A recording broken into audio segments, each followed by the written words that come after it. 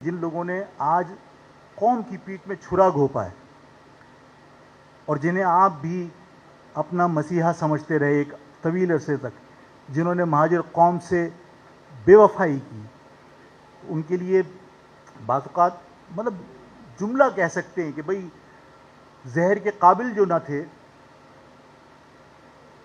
افسوس کہ ہم انہیں خون جگر پلاتے رہے۔ پروگرام کو ختم کروں گا۔ نہ منہ چھپا کے جیے، نہ سر جھکا کے جیے، ستم گروں کی نظر سے نظر ملا کے جیے۔ اب اگر ایک رات کم جیے تو کم ہی صحیح، اب اگر ایک رات کم جیے تو کم ہی صحیح، یہی بہت ہے کہ شمع جلا کر جیے۔ تو میں اس بات پر خوش ہوں کہ میری زندگی اس مہاجر قوم کے لیے میں نے بھرپور طریقے سے استعمال کی ہے۔ ہر شخص نے مرنا ہے، لیکن میں مروں گا تو انشاءاللہ تعالیٰ اس اطمینان کے ساتھ کہ میں نے اپنا حق ادا کیا۔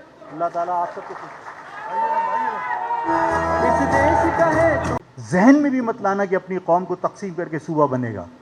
یہاں سے سکھر تک ایک ایک مہاجر کے مفاد کا تحفظ ہوگا تو صوبہ بنے گا، ورنہ ہم صوبے کو تسلیم نہیں کریں گے۔ میری قوم کے لوگ آباد ہیں، ٹنڈو آدم میں، ٹنڈو لیار میں، میرپور خاص میں، شہداد پور میں، شاپور چاکر میں، نواب شاہ میں، تو کراچی صوبہ بنا کر میں باقی قوم کے لوگوں کو گاجر مولی کی طرح کٹوا دوں؟ سوال ہی پیدا نہیں ہوتا۔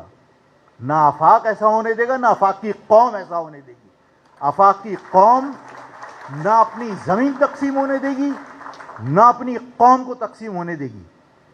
ہم صوبہ بنائیں گے اور ہر قیمت پر بنائیں گے، لیکن وہ صوبہ اپنے بازوؤں پر بنائیں گے اور اپنی قوم کو تقسیم کیے بغیر بنائیں گے، اپنی زمین کو تقسیم کیے بغیر بنائیں گے، اور اس سندھ کے اس صوبے کا نام جنوبی سندھ صوبہ ہوگا انشاءاللہ تعالی۔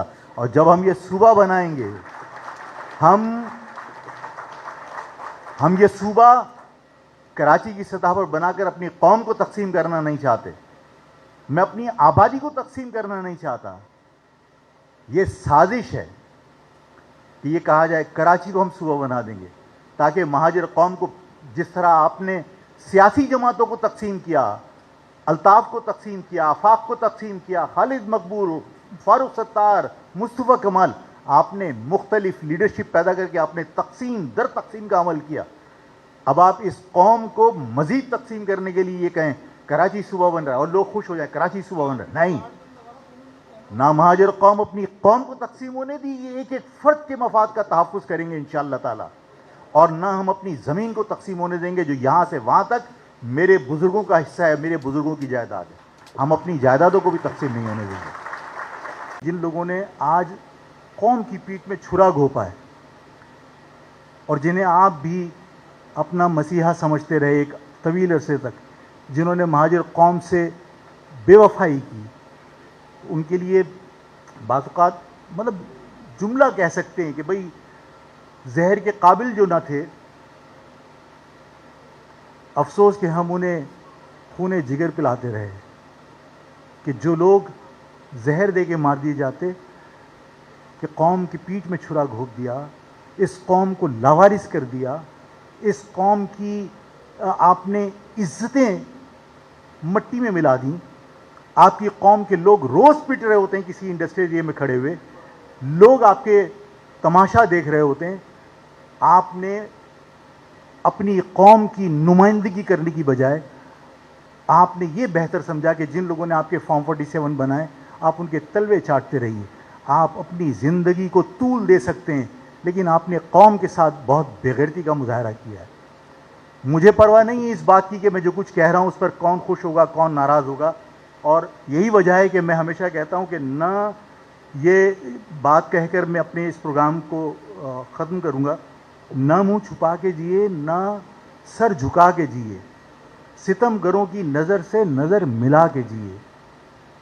اب اگر ایک رات کم جیے تو کم ہی صحیح، اب اگر ایک رات کم جیے تو کم ہی صحیح، یہی بہت ہے کہ شمع جلا کر جیے۔